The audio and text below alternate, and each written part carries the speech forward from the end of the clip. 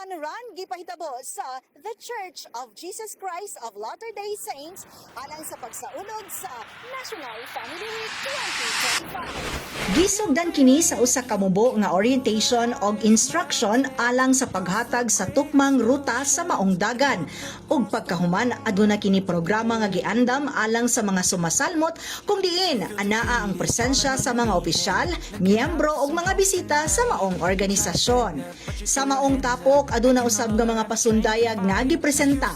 Usa na ang dance presentations nga gikan sa State Presidency with PSC members, Salvacion Ward Youth ug Carmen Ward. Ang tibuok kalihukan nagpahinungod sa pagpalambo sa pundasyon sa pamilya ug sa pagdasig sa matag miyembro niini nga magpadayon sa pagtukod og lig-on nga panaghiusa, gugma ug respeto sulod sa panimalay. Ana ang usab ang presensya ni City Information Officer Michael Angelo Resueño nga mihatag og mensahe sa pagsuporta sa lokal nga panggamhanan pinaagi sa City Public Employment Service Office sa mga ginatanyag nga skills ug vocational courses sa maong pundok.